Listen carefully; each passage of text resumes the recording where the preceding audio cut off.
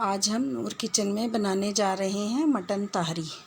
एक तो मटन कीमा ताहरी होती है, हम मटन बोटी ताहरी बनाएंगे। जिसके लिए मैंने 1.5 kg मटन ले लिया है और 1.5 kg ही मैं चावल ऐड करूँगी। और इसे मैंने अच्छी तरह से वॉश कर लिया और छोटे छोटे पीसेस में काट लिया है। ये 1.5-2 इंच के पीसेस ही हैं, छोटे छोटे पीसेस हैं। और चावल भी हम सोक करने के लिए रख देंगे। 1.5 kg ही चावल लेके बासमती वाले वो मैंने सोक करने के लिए रख दिए। और हम आगे की तैयारी कर लेते हैं। ये अच्छी तरह से धो के नितार लिया, इसमें पानी अच्छी तरह से नितर जाए। तो मैंने इधर 4 बड़े प्याज लिए हैं जो मोटे मोटे स्लाइस में काट लिया है। 4 टमाटर लिए हैं, 10-12 दाने 10-12 पीसेस मैंने हरी मिर्च के लिए हैं। और ये उड़द की दली हुई जो छिलके वाली दाल है वो भी मैंने सोक कर ली है। 150 ग्राम के करीब मैंने सोक कर ली है, जो सोक करने के बाद 2 कप हो गई है। अब हम इसे बनाएंगे कुकर में। तो कुकर में मैंने तेल डाल के सारे खड़े मसाले डाल दिए हैं। 2 बड़ी इलायची, 2 छोटी इलायची, 3-4 लौंग, 3-4 काले मिर्च और दालचीनी का टुकड़ा, 2 तेज़ पत्ते और 2 टीस्पून ज़ीरा।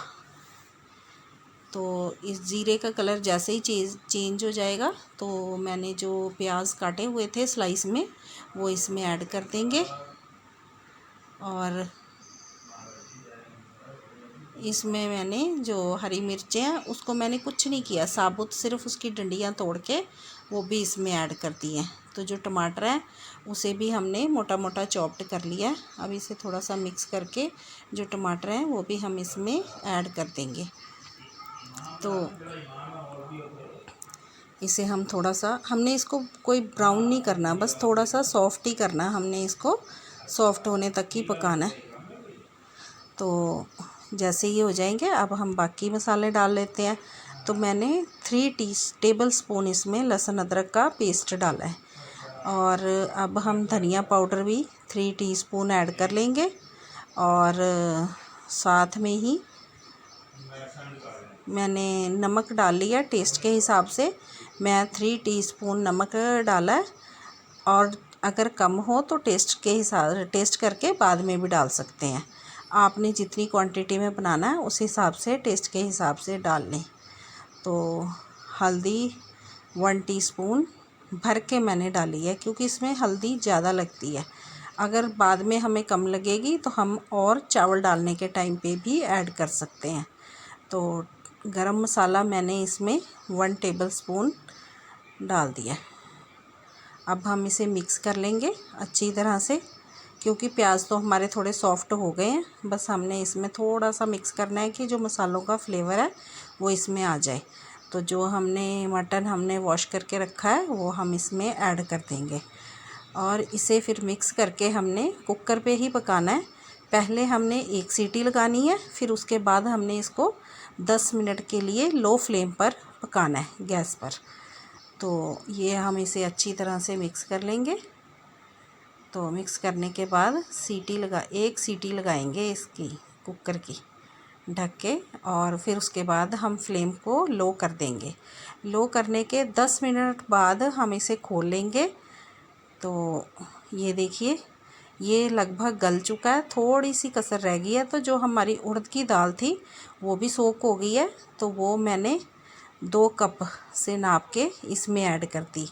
ये 2 कप इसीलिए डाली है क्योंकि ये ताहरी ज़्यादा बना रहे हैं हम। तो इसे भी हम 1 सीटी लगाने के लिए रख देंगे और आगे की तैयारी करते हैं। दाल डालने के बाद सिर्फ 1 ही सीटी लगानी है, ज़्यादा नहीं पकाना हमने, क्योंकि जो मटन है वो गल चुका है। तो इधर हम पतीले में, ये बड़ा पतीला है, अब मैंने बड़े चूल्हे पे रखा है, जो भट्टी टाइप होता है ना चूल्हा, उस पे बना रही हूँ अब मैं। पहले मैंने मटन को गैस पे उबाला है, अब चावल हम इस पे पकाएंगे। तो इसमें मैंने 2 टीस्पून ज़ीरा डाला और मैंने मिर्च का पेस्ट बना के रखा हुआ था वो 3 टेबल स्पून इसमें मिर्च का पेस्ट ऐड कर दिया हमने। और अब हम टेस्ट के हिसाब से थोड़ा सा और इसमें नमक भी ऐड कर लेंगे।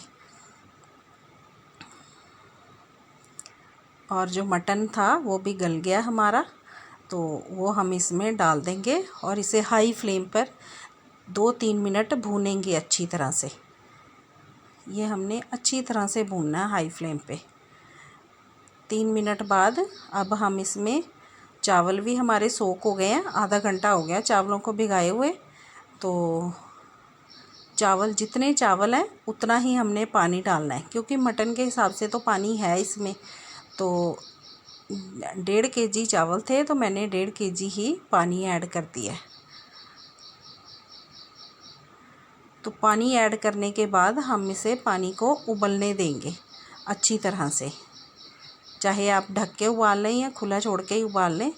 और यहाँ पे आप नमक भी टेस्ट कर सकते हैं, अगर आपको नमक कम लगे तो और ऐड कर सकते हैं।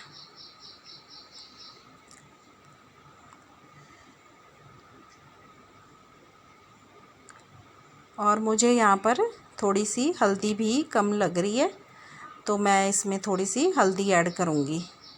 मैंने 1 टीस्पून और हल्दी ऐड कर दी है, क्योंकि ताहरी में हल्दी ज़्यादा पड़ती है। तो इसे हम पानी को उबलने देंगे अच्छी तरह से। जैसे ही पानी उबल जाएगा तो फिर हम इसमें चावल डाल देंगे।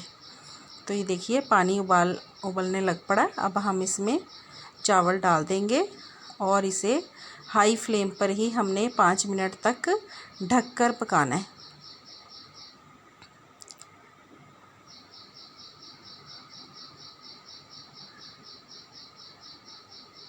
और 5 मिनट बाद अगर आप खोल के देख लें, अगर आपको पानी कम लगे तो आप फिर बिल्कुल लो फ्लेम करके उसे स्टीम की तरह पका सकते हैं। जैसे स्टीम में पकाते हैं ना चावल, उस तरह से पका सकते हैं। तो हमने अब इसको ढक के रख देना 5 मिनट के लिए। ये देखिए 5 मिनट बाद थोड़ा पानी कम लग रहा है, तो अब हम यहाँ पे फ्लेम को लो कर देंगे और 2-3 मिनट और पकने देंगे। तो ये देखिए 2-3 मिनट हो गए हैं, तो हमारी तहरी पक गई है। ये देखिए कितनी अच्छी दानेदार एकदम बनी है। तो अगर आप चाहें तो यहाँ पे इस टाइम पे इसमें ही नींबू का रस यूज़ कर सकते हैं, नहीं तो जिस टाइम आपने खाना हो उस टाइम आप नींबू का रस इस पे डाल सकते हैं। और प्याज के छोटे छोटे पीसेस करके या सैलेड के तौर पे गोल गोल लच्छे काट के वो भी इसमें डाल सकते हैं। इसको अब हम गार्निश करेंगे प्याज के साथ और नींबू के साथ।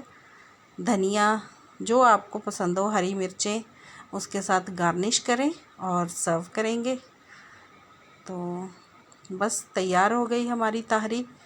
अब बनाइए, खाइए और कमेंट करके ज़रूर बताइए कि कैसी बनी है।